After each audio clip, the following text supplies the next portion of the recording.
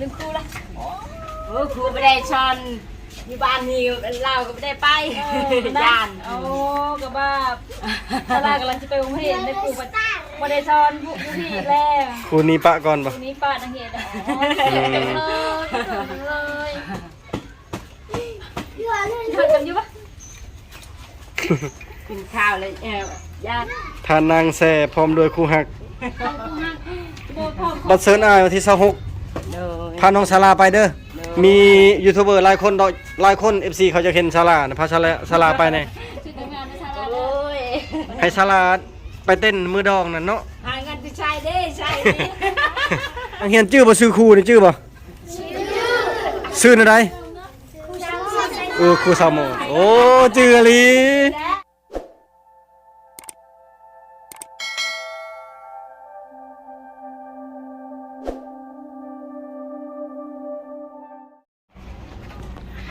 สบายดีศาลากะเว้าอยู่บ่บัดนี้โอ้พากันปุ๊บเลยสบายดีชาวแซ่ โอ้ยสบายดี โอ้ยงามแท้บัดนี้ ดีมีแห้งว่า ตลาดลืมครูแล้วป่ะลูกมาลืมครูละ โอ้ครูไม่ได้ชอนอยู่บ้านนี่เราก็ไม่ได้ไปย่าน โอ้กับว่าตลาดกำลังจะไปโรงเรียนได้ครูบ่ได้สอนผู้ที่แล้ว ครูนี้ปะก่อนปะ ครูนี้ป้านักเรียนเลยทำกันอยู่ปะ กินข้าวเลยย่านพวกข้อบ กล้าไปโรงเรียนชาวครูขึ้นไปสอนอยู่บ้านเลยชาวครูพอบุญมาห้าอยู่บ่ ตลาดกินข้าวช่องครู บ่บุญมาห้าบ่ เวลาครูนายใจบุญใจดีมันก็หาแบบนี้ เออ เราไปเห็น จักมื้อแล้วแต่ละมาหานี่ ไป3 มื้อ 3 มื้อ4 มื้อแล้วเนาะ เมื่อแล้วเมื่อบาน เมื่อวานแล้วชาลาแนมดูแนมกล้องดูเอ้ยงาม แต่เมื่อวาน หน้ามุมมาเลย คือกับลูกตอมเลยนะบ่ปากบ่ติงลูกคนป่าเนี่ย เนี่ยเห็นยิ้มคือหลุยต้อมมันเผ็ดเขาได้ยิ้มจากนี่เลย แมน กินข้าวกินน้ำหรือเปล่า กินแล้วหักกินแล้วมาแต่เวียด มีอาหารกินแต่น้ำมัน ชาลาคิดว่าชาวแซ่ได้ ได้ ได้ผัวแล้ว เราใช้บ้านพร้อมครอบครัว พร้อมครูหักได้นี่ทานนางแซ่พร้อมด้วยครูหักบัดเซิร์นอายวันที่26พาน้องศาลาไปเด้อมียูทูบเบอร์หลายคน FC เขาจะเห็นศาลานะพาศาลาไปแน่ โอ้ย ให้ศาลาไปเต้นมือดองนั่นเนาะ หาเงินไปใช้ได้ใช้ บ่ใส่ก็ได้บ่เป็นหยังคันบ่ให้บัตรจะได้จะบ่กล้าไปบ่ใส่บัตรก็ได้ไปโลดบ่เป็นหยัง จะได้ไปรับจ้างตัดละมันเขาเลยตัดละมันเขาเนาะเขาได้เงินซื้อบ้าน พาเราเฮ็ดสบายดีตัวเป็นบ่สบายดีซะล่ะสบายดี ไอ้นี่อ่ะ สบายดี น้ำมือสบายดี สบายดีดูบ่กล้าบ่ได้ซื้อหยังบ่ได้คิดซะแล้วสิแวะจะสิกลายบ้านแล้ว ลืมบัตรละจื้อว่าอันบัตรติดในรถก็เลยแวะมาให้ มันนำมาให้ที่ขนมมาให้สลา ศาลาเครียดในเศร้าคู่และศาลานี่ ต้องยู่นะไปเมืองเมื่อไร แมน เอาท้องทางแม่ได้บอทะลุเธอไม่ได้เบิ่งนะ แมน เธอบางเพลทุกมื้อถึงเมื่อกับบ้ากำลังจะเป็นสิ เครียดในเศร้าคู่แล้วศาลานี่ จะเป็นหน้างอเธอเลยดิ แต่งโตให้ศาลางามๆมือดองนั่น 10 โมงอยู่ในบ้านมี5 บัตรมีสาวบุญมาสาวบุญมีแล้วก็สาวแซกับพ่อสุธิดาแล้วก็ในบ้านอันไหนมี5 บัตรบ่ดับน้ำเลยศาลานี่เบิ่งนี่ เป็นไข่คือมือออกเลย ไปก่อนก็ได้ บัตรเซิร์นนั่นมื้อนั้นอ้ายพักน้ำคู่นี่บัตรเซิร์นนั่นแต่ว่าซื้อศาลาแม่นเพิ่นยังบ่ให้จดเข้าบ่แล้วสิจดเข้าน้ำหลัง เพราะว่ามื้อนั้นมีแต่เฮาเปลี่ยนจากหัวเก่ามาเป็นหัวใหม่บัดเซออันนั้นมันอันอิหยังก็สมนครัวเจ้าหั่นน่ะเห็นแล้วบ่เออปลาปูนใช่ไรเชื่อปูนปลากันนี่ใช่ไรตัวปลาปูนนี่ใช่ไรเชื่อมันอยู่วะ แล่เจออันก็แล่ ล้นแล้วเหรอเนี่ยก็ดีแต่กว่าสิได้เฮ็ดกว่าสิได้บัตรอันใบสมุนครัวเจ้านั่นใช้เวลาเฮ็ดนี่ประมาณ2-3-4 เดือนพุ่นแหละดนเลยได้จนพอจนท่อ7-8 เทื่อนั่น เชิญหาเงินไปใช้นี่ บ่นี่เอาอันนั้นเอากล้วยนั่นถากเอาเปลือกกล้วยใส่ก็ได้ นี่แหละมีเงิน บ่จะแซ่บ่มีเงินก็บ่เป็นหยังเอาแต่บัตรไปก็ได้แต่ว่าคันบ่ให้บัตรจนยันจะว่าคนอื่นมีแล้วเจ้าบ่มีแล้วจันเจ้าบ่กล้าไปบ่แม่นว่ามีบัตรแล้วต้องมีเงินบ่มีเงินก็บ่เป็นหยังเพราะเฮาบ่ว่าหยังดอกเข้าใจอยู่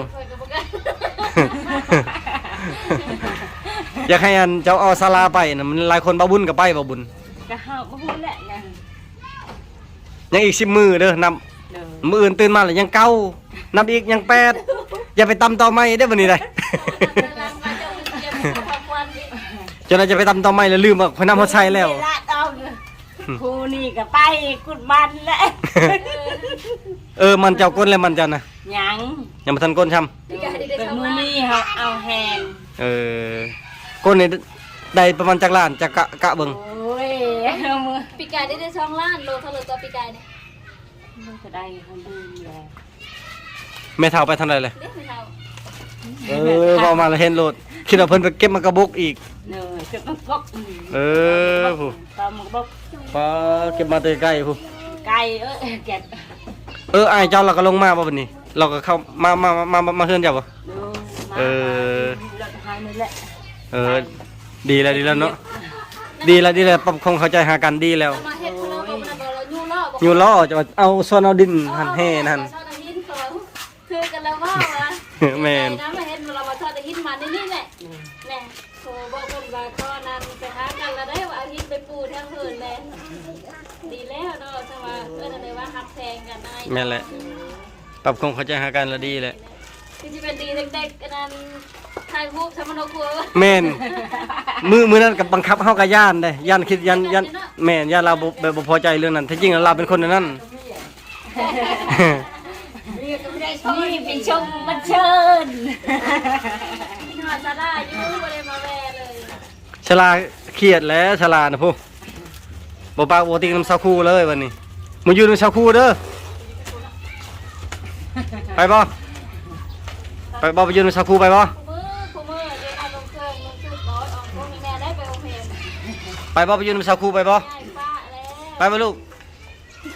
ไปบ่บุญเราก็ยังย่านบ่บุญ ย่านแบบนี้แหละ ตายแล้วลูกตะเมาะนี่ลูกตะเมาะนี่ชื่อพ่อกับพี่ได้คันเป็นภาษาละถึงเนี่ยตะเมาะกับพี่แล้วตะเมาะนะลูกพี่กับสิ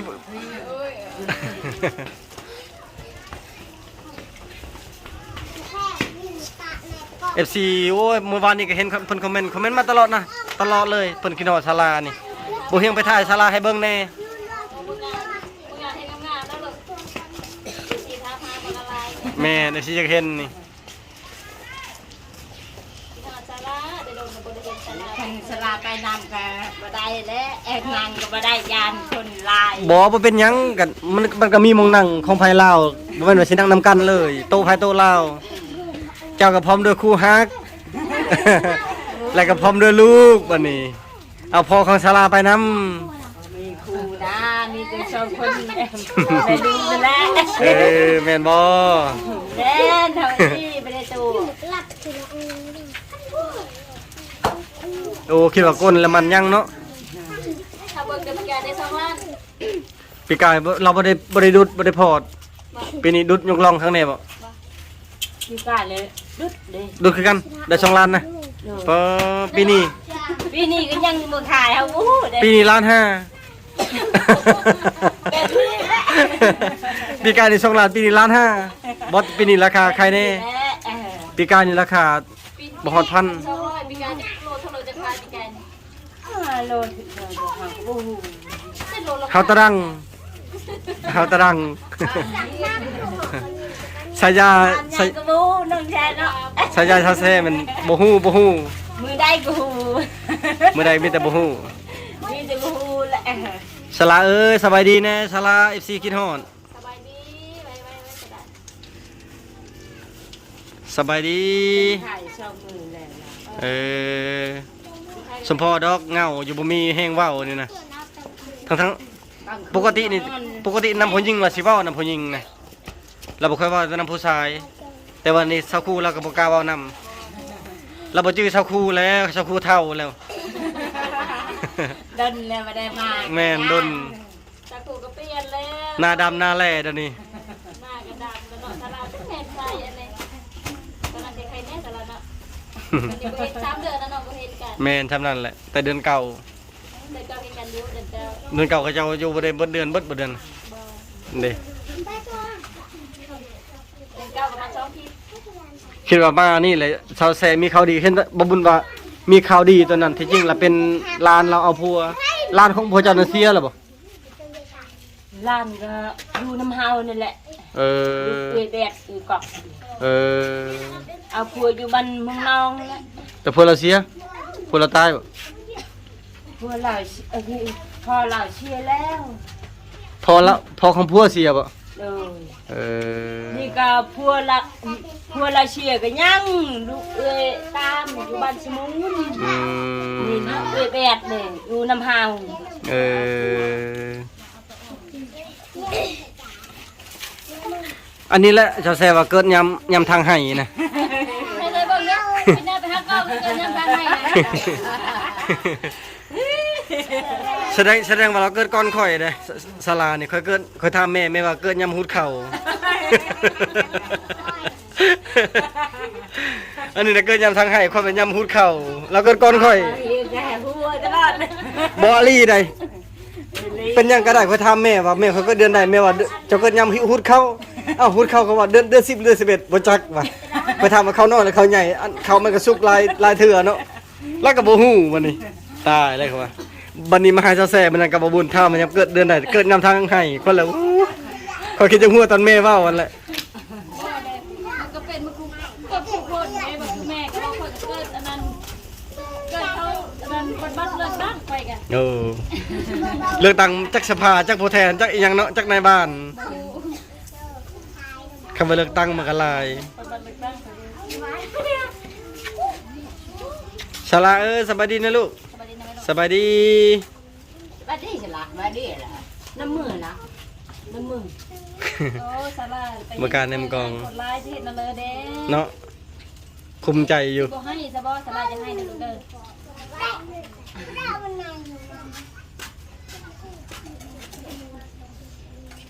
เขาแซ่กินเบียร์ได้อยู่บ่ ได้ โอ้ โอ้ ได้ มา มา แล้วมาดิ น้ำฉลาไปดังเนี่ยกินมาได้เยอะ บ่เป็นหยังเมาเลยก็ป้าลูกท่านนั้นสักครู่เอาวันนี้ สาราสิ ห้องนอนก็มี ต้องสารากินเนาะตาแซ่สบายที่เบิ่งให้นักสารา โอ้มื้อนี้ดนแล้วบ่ได้มาเด็กน้อยก็หลายคนได้บ่ได้ซื้อขนมมาให้โอ้โอ้ FC มาหลายลิมื้อนี้ เพราะว่ามาจะพี่เคยแจกขนมแต่ละเทื่อแต่ว่ามาห้องนี้ผมบ่ได้อิหยังติดไม้ติดมือ เก่าแล้วอยู่นะ แม่นางเฮียนก็คิดฮอดคู่แล้วนางเฮียนก็อืมชื่อเขาอยู่บ่ชื่อนางเฮียนนี่นางเฮียนชื่อบ่ชื่อคู่นี่ชื่อบ่ชื่ออะไรครูสาวโมโอ้ชื่ออีหลี ได้ลืม บัดนี้มาทำคู่คืนบัดอันบัดนี้น่ะครูสิชื่อบ่ชื่อนางเฮียนนี่ เป็นอะไรคู่ยังงามหรือเราเท่าแล้ว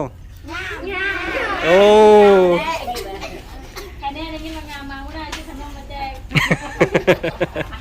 ขาย่องวะขาไปนี่ย่องดุดอกไปนี่นะเอาบันนี้คู่บริชอนมาคือเห็นรถคู่อยู่เทึงนะพากันเลิกแล้วปะ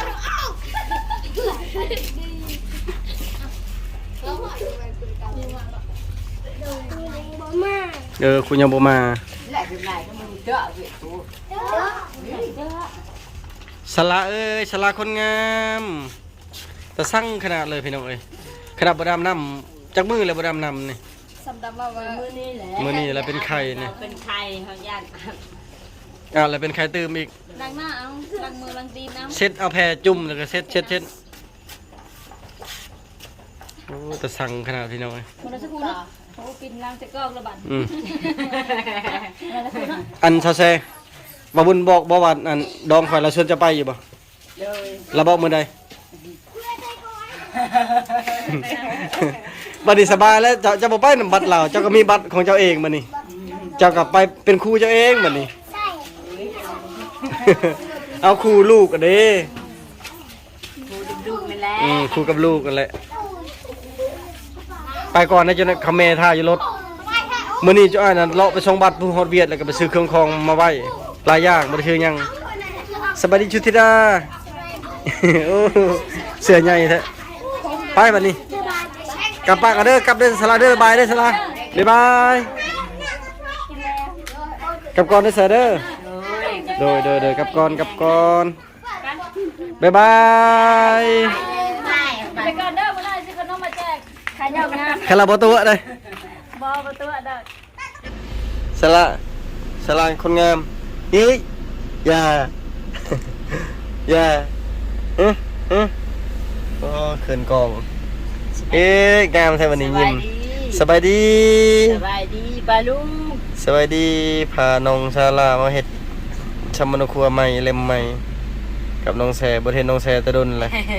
คิดว่ามีอันพ่อของลูกคนใหม่แล้วยังบ่มีอยู่ ใครก็มักใช่ไหม โอ้ยสลานะฮักเอ้ยได้เลยเรียบร้อย บ่ได้ง่ายเด้อ เฮ็ดอะไรเขียน เขียนมาเช็ดในบ้าน มาเช็ดในบ้านอีก เช็ดในบ้านแล้วกลับมาเอาใบแข้งขอบทองนี่แล้วจึงไปบกส สรุปคือเมืองพุ่นก่อนแล้วป้าพรนี่ ตาพออยู่นี่ไปให้เขาเลิกการก่อน โอเคเมื่อบันดงก่อนกลับไปกลับมาอยู่เนาะในบ้านอยู่ว่าวันนี้ น้องบ้านนี่เหมือนเดิม ซองคลิปนี้แม่นย้อนไปเมื่อ2-3 เดือนก่อนพุ่นแหละตอนนั้นก็คือพาน้องแซกับน้องศาลาไปเฮ็ดสำนครัวอยู่เมืองสิโปนกลับไปกลับมา 7-8 ครั้งกว่าสิได้บ่ได้ง่าย เครื่องเต็มหลังรถดอกไฟ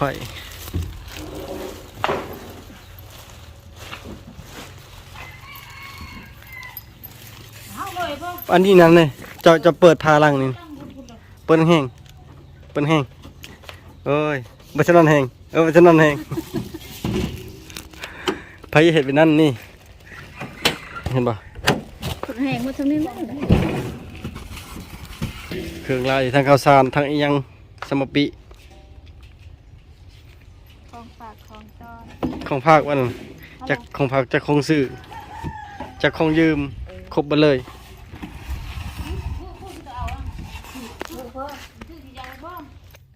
ตอนนี้มาฮอดซิโปนแล้วได้ออกจากขึ้นเจ้าแซ่แล้วมาซิโปนต่อ สภาพ ทานอยากข้าวอยากน้ำอดข้าวอดน้ำมือที่เท่าไรเลยยายบัตรนี่ 3-4 มือวันเสาร์ยายแถวบ้านแถวเมืองนอง แล้วก็มือวันอาทิตย์ลงไปยายทางเมืองพีนฮอด พละ ฮอดเซตา ที่ มวด แต่มัว แล้วก็มือว่านกับยายแถวบ้านเท่านั้นเท่านี้แหละเดี๋ยวมื้อนี้ก็ยายฮอดชายแดนลาวเวียด ตอนนี้กลับมาซิโปนกลับไปกลับมาจนบ่ได้อยู่พี่น้องเอ้ยบ่ได้ง่ายกว่าสิเบิดบัตรนี่ แต่ละมื้อจน9:00 น 10:00 นเฮาเฮ็ดเนาะ แม่นและก็ชนลายพี่น้องที่พี่น้องหรือว่าหมู่คู่ใกล้ชิดนั่นเฮาสิลืมเฮาแนมขามแนมไปเห็นแบบว่าหมู่คู่ทางไกลพุ่นอดข้าวอดน้ำตอนนี้นะ กินขนม กินขนมจะแล้วก็ออกมื้อแล้วพี่น้องเอ้ยฮอดเฮือนสิเฮ็ดหยังกิน ลาบมักต้ม หลับมาจอง แกงหน่อไม้ เอาไปก่อนพี่น้องบาย